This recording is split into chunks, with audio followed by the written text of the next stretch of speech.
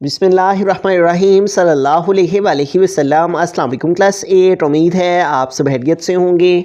आज हम करेंगे यूनिट 1 की एक्सरसाइज 1.18 के question number 1 and question number 2 को।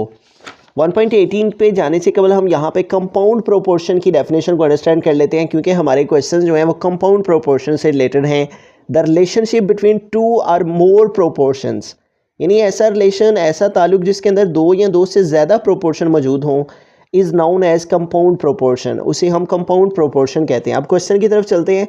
कह रहे 30 man repair a road in 56 days by working 6 hours daily. In how many days 45 man will repair the same road by working 7 hours daily. तो 30 आदमी जो है वो एक सड़क को 56 दिन में 6 घंटे डेली काम करके मुरम्मत करते हैं, रिपेयर करते हैं। कितने दिनों में 45 मैन जो है वो रिपेयर कर देंगे उसी रोड को 7 घंटे डेली काम करने से। तो आइए सबसे पहले इसका डाटा लिख लेते हैं। तो यहाँ पे बेसिकली हमने देखना है कि कितनी जो है वो क्वांटिटीज़ हैं जिनके बिटवीन में रेशो है। तो हमारे पास यहाँ पे देखें, सबसे पहले मैन है तो हम यहाँ पे मैन लिख लेते हैं, ठीक है। और मैन रेशो, उसके बाद आ गया रोड इन 56 डेज़। तो सेकंड जो क्वांटिटी आ जाएगी वो इसमें डेज़ आ जाएंगे, ठीक है। और उसके बाद उसने आवर्स दिए हुए हैं, तो सेकंड पे हम जो है वो आवर्स लिखेंगे, उसके बाद हम डेज़ लिखेंगे। ये मैं बताता हूँ डेज़ को हम लास्ट पे क्यों लिख रहे हैं, ठीक है। अब यहाँ पे देखें 30 मैन रिपेयर अ रोड इन 56 डेज़, तो मैन की जगह हम यहाँ पे 30 लिख दिया। और कितने आवर्स 56 डेज़, तो डेज़ के नीचे आ गया 56, ठीक है। और उसके बाद उसने डेज़ के बाद उसने कितने 56 डेज 6 आवर्स, तो टाइम आ गया 6 आवर्स, ठीक है। तो इस तरह से ये हमारा यहाँ तक डाटा कंप्लीट हो गया, ठीक है। मैन आगे 30, आवर्स आगे 6 और डेज़ आगे 56। वो कह रहा है in how many days, days हमें फाइंड करने हैं, इसलिए जो चीज़ हमें फाइंड करनी है वो हमें सेपरेटली लिखनी है, इन दोनों से अलग लिखनी है, ठीक है। या स्टार्ट में लिख लें या फिर लास्ट पे लिख लें, यानी उसको मिड में नहीं लिखना। तो डेज़ हमने साइड पे लिख दिए। In how many days 45 man, अब मैन कितने हो गए 45, तो मैन के नीचे आ गया 45। Will repair the same road by working 7 hours, तो अब आवर्स कितने आ गए 7। और हमें क्या मालूम करने हैं इन हाउ मेनी डेज़, तो डेज़ हमें मालूम करना है। उसके लिए हम x के इक्वल यहाँ पे भी हम लिख लेंगे let the number of days, let the number of days be, अगर नंबर ऑफ डेज जो है वो x हों, ठीक है, let the number of days be x। तो इस तरह से हमने डाटा लिख लिया, ठीक है। 30 मैन, तो मैन आगे 30, 6 आवर्स, तो आवर आगे 6 है, डेज आगे 56। उसके बाद इन हाउ मेनी डेज, तो डेज फाइंड करने हैं, x आ गया। 45 मैन, तो मैन आगे 45। Will repair the same road by working 7 hours, तो अब आवर आ गए हैं 7। अब आ जाते हैं मेन बात की तरफ, जिसकी तरफ सबसे ज़्यादा तवज्जो की हमें ज़रूरत होती है इन क्वेश्चंस को समझने के लिए, ठीक है। अब हम अगर अपने डाटा को, हमने इन दो को कंपेयर करना होता है, यानी जो चीज़ हमने मालूम करनी होती है ना, यानी जहाँ पे हमने x के इक्वल लेट किया होता है, हमने उसको, और पहले हमने इसको उस डेज़ के साथ, मैन को पहले डेज़ के साथ हमने इन दोनों को चेक करना है, और फिर आवर्स को हमने डेज़ के साथ चेक करना है। यानी मैन का और डेज़ का रिलेशन देखना है कि इनके दरमियान डायरेक्ट है या इन्वर्स प्रोपोर्शन है।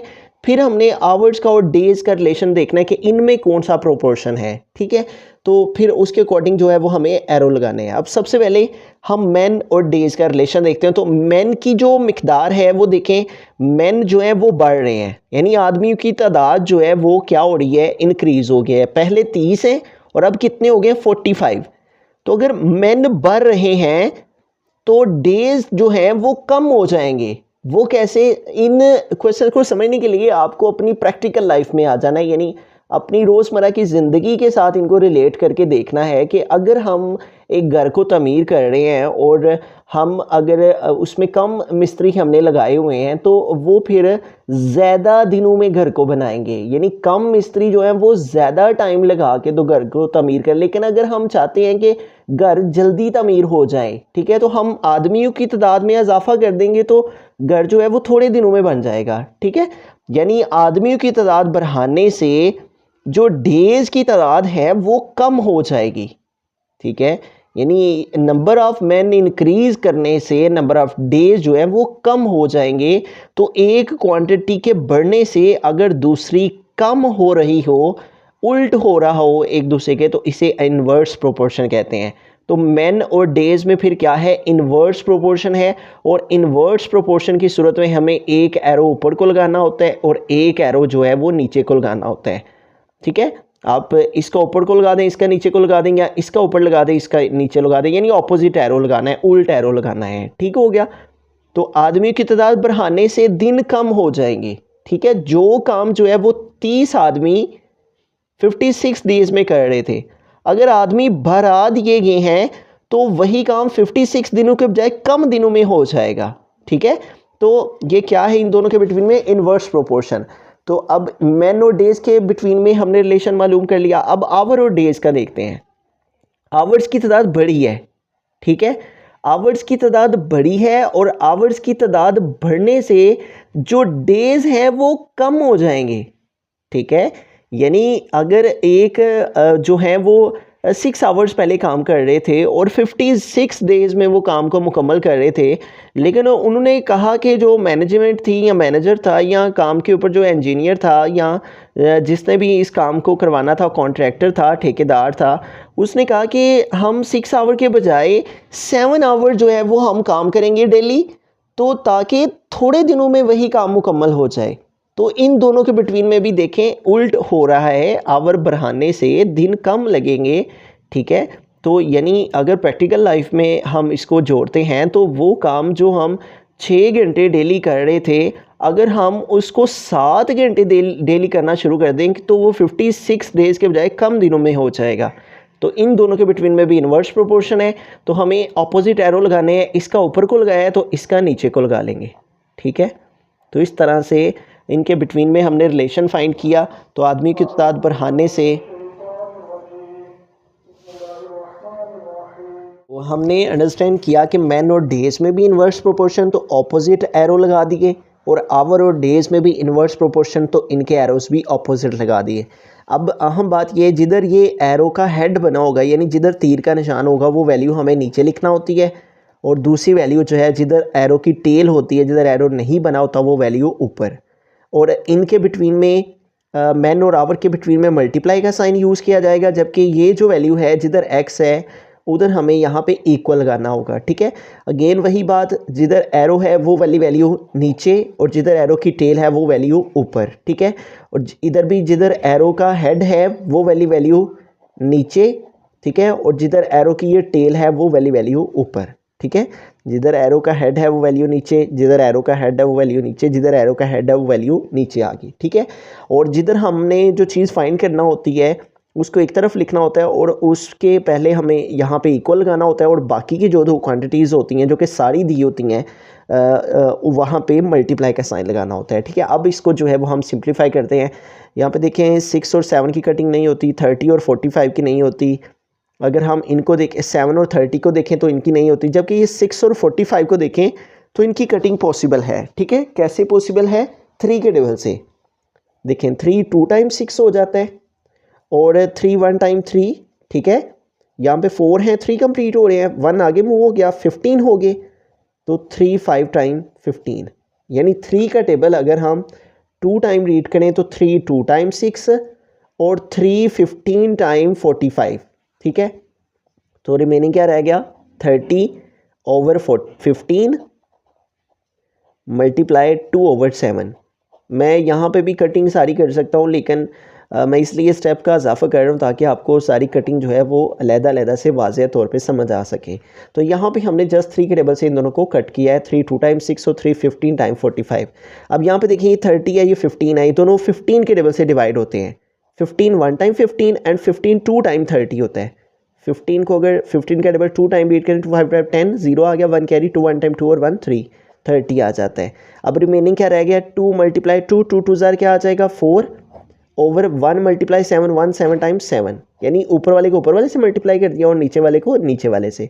जब बिटवीन में मल्टीप्लाई वाला का साइन होता है, सेंटर में मल्टीप्लाई का साइन हो, तो हम ऊपर वाले को ऊपर वाले से मल्टीप्लाई कर सकते हैं और नीचे वाले को नीचे वाले से। और इधर आ गया x ओवर 56। अब हमें तो x फाइंड करना है जो कि नंबर ऑफ़ डेज़ हैं जो कि हमें पता होने चाहिए। ठीक है। तो इसको फाइंड करने के लिए इसके नीचे 56 डिवाइड हो रहा है, तो अगर एक वैल्यू एक तरफ डिवाइड हो रही हो तो दूसरी तरफ जाके वही वैल्यू मल्टीप्लाई हो जाती है, ठीक है। तो ये इधर डिवाइड हो रहा है तो इस साइड पे आके ये मल्टीप्लाई हो जाएगा और इधर रिमेनिंग रह गया x, ठीक है। 56 इधर डिवाइड हो रहा था, इधर जाके मल्टीप्लाई हो गया 4/7 से। अब इनकी कटिंग कर लेते हैं। 7 1 टाइम 7 और 7 8 टाइम 56 होता है, तो रिमेनिंग क्या रह गया 4 × 8 इज इक्वल टू x। तो 4 को 8 से मल्टीप्लाई कर देंगे तो कितना आ जाएगा 32 is equal to x। r लिखकर x को इस तरफ लिख लेते हैं, 32 को इस तरफ, और ये 32 हमारे पास क्या आ गए हैं डेज़। तो यूँ देखें, हम कह रहे थे कि मैन को इंक्रीज़ करने से डेज़ कम हो जाएंगे, थोड़े दिनों में काम हो जाएगा, आदमी की तादाद बढ़ा देंगे। तो ये देखें थोड़े दिन हो गए हैं, 56 से कहाँ पे आ गए हैं 32 डेज़ आ गए हैं। अगर आदमी 45 कर दिए जाते हैं, 30 से 45 आदमी कर दिए जाएं तो जो काम 56 डेज़ में हो रहा था वही 32 डेज़ में आ जाएगा। और हम ये भी कह रहे थे कि अगर आवर को बढ़ा दिया तब भी डेज़ कम लगेंगे, थोड़े दिनों में काम हो जाएगा।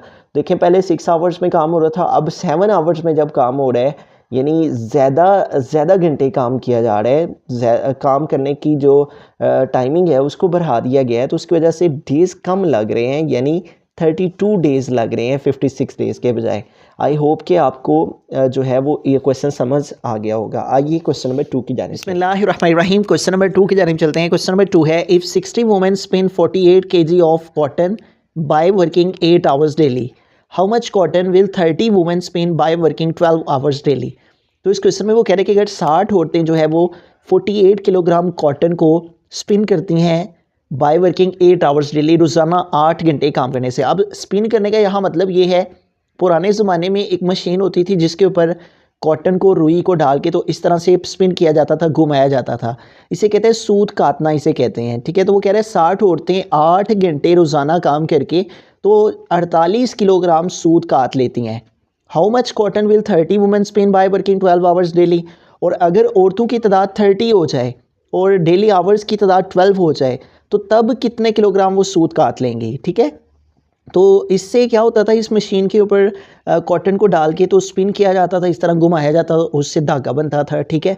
तो अब यहाँ पे बेसिकली जो हमारे पास चीज़ें हैं, क्वांटिटीज़ हैं, एक तो वुमेन है, उसके बाद ये यहाँ पे कॉटन का वेट है, ठीक है, कॉटन इसको हम कह लेंगे, ठीक है, 48 kg ऑफ कॉटन, और उसके बाद डेली 8 आवर्स डेली, यानी कि आवर्स आ गए, ठीक है।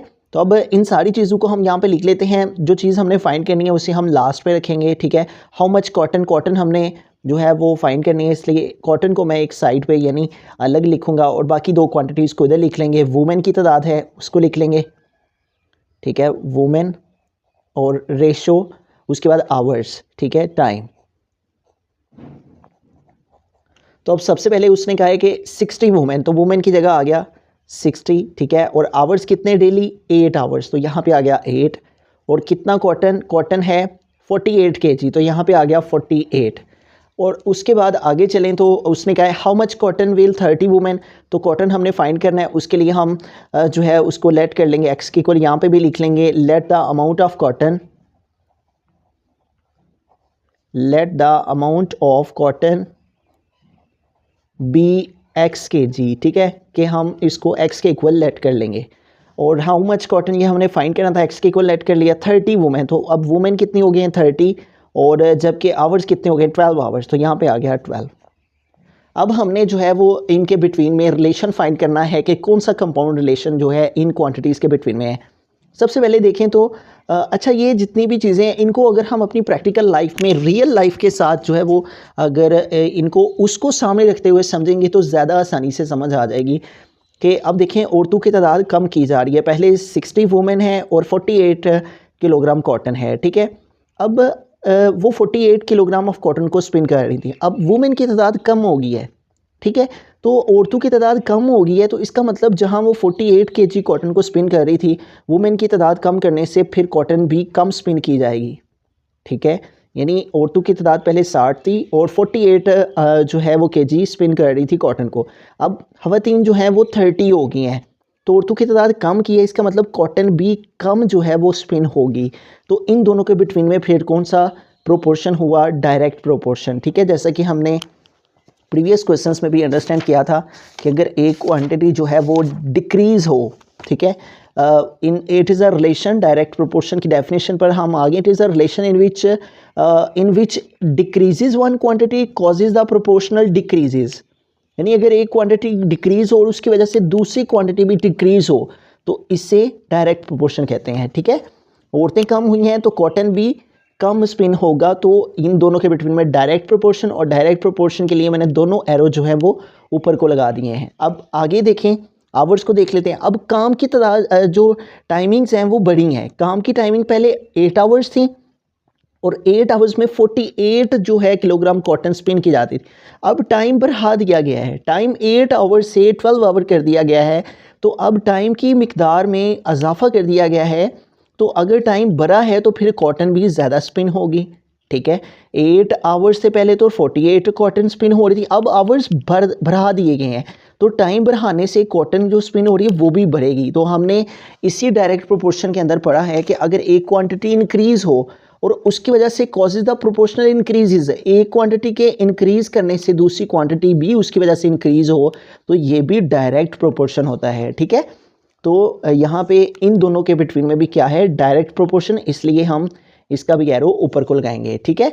तो अब यहाँ पे देखें, हमने पहले जोन सी चीज़ हमने फाइंड करना होती है ना, हमने उसके साथ रिलेशन फाइंड करना होता है। पहले हमने वुमेन का कॉटन के साथ किया, तो वुमेन की तादाद कम हो रही है तो इसलिए कॉटन भी कम स्पिन होगी, तो इसके बिटवीन में कम होने पर दूसरी क्वांटिटी भी कम हो, ये भी डायरेक्ट प्रोपोर्शन होता है। अब आवर्स की तादाद बड़ी है, ठीक है, और इसका भी हमने जो भी रिलेशन फाइंड करना होता है वो उसके साथ करना होता है जो चीज़ हमने फाइंड करनी होती है। अब आवर्स बढ़े हैं तो फिर कॉटन भी बढ़ेगी, ठीक है, कॉटन की मिकदार भी बढ़ेगी। स्पिन करने वाली जो 48 आवर्स में 48 हो रही थी वो 12 आवर्स में फिर ज़्यादा कॉटन स्पिन हो जाएगी, ठीक है। तो एक क्वांटिटी के बढ़ने से दूसरी भी बढ़े, तो ये भी हमारे पास डायरेक्ट प्रोपोर्शन ही होता है, ठीक है।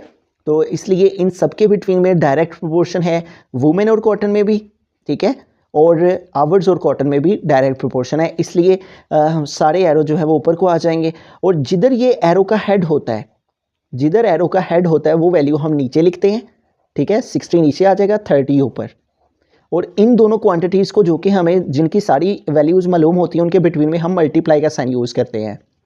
जिधर एरो का हेड है वो वैल्यू नीचे, 12 ऊपर आ जाएगा, ठीक है। हेड का मतलब जिधर एरो बना हुआ है, ठीक है, एरो के हेड का मतलब जिधर एरो बना हुआ है 8 की तरफ बना हुआ है तो 8 नीचे और 12 ऊपर, और जो चीज़ हमने फाइंड करनी है उसे इक्वल डाल के इधर हम लिखेंगे जिधर एरो का ये हेड बना हुआ है वो वैल्यू नीचे आएगी, ठीक है। 48 की तरफ है ये एरो, तो इसलिए 48 नीचे, और एक्स जो है जिधर एरो की टेल है वो ऊपर, इस तरह से, ठीक है। जिधर जिधर एरो का हेड है वो वाली वैल्यू 68 48 वो नीचे आ गई, बाकी ऊपर आ गई। जो सी चीज़ हमने फाइंड करना होती है वो इक्वल की उस तरफ आती है, और जो सी वैल्यूज़ गिवन होती है उनके बिटवीन में मल्टीप्लाई का साइन आता है। अब इनको जो है वो हम सिंप्लीफाई कर लेंगे तो हमारे पास आंसर आ जाएगा। अब देखें यहाँ पे ये 0 इस 0 से कैंसिल, और ये 6 है और ये 12 है, तो 6 1 ज़र 6 और 6 2 टाइम 12, तो ऊपर हमारे पास क्या रह गया remaining, 3 multiply 2/8 is equal to x over 48।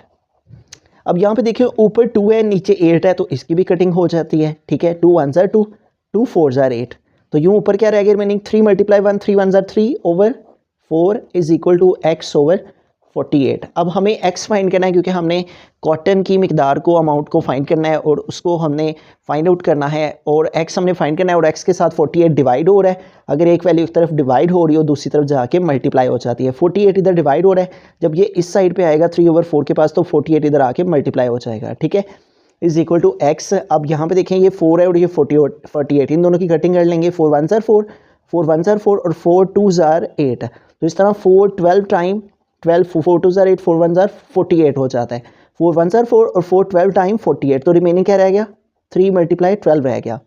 अब 3 को 12 के साथ जो है वो मल्टीप्लाई कर लेंगे, 3 2 टाइम 6 और 3 1 टाइम 3, तो यूँ 12 3 टाइम क्या आ गया 36 is equal to x, r लिख कर x इज इक्वल टू 36 है। x को इधर लिख लेंगे, 36 को इधर, और 36 किलोग्राम जो है वो कॉटन स्पिन करेंगी खवातीन, ठीक है। Thus women wheel spin 36 kilogram of cotton, ठीक है। तो अगर 30 वुमेन हो जाएं, 12 आवर्स हो जाएं, तो तब जो कॉटन है वो कितनी हो जाएगी, 36 किलोग्राम हो जाएगी, ठीक है। आई होप कि आपको ये क्वेश्चन समझ आ गया होगा। मज़ीद इस तरह के लेक्चर्स के लिए आप इस चैनल को ज़रूर सब्सक्राइब करें। Thank you so much for watching this video. Allah हाफिज़।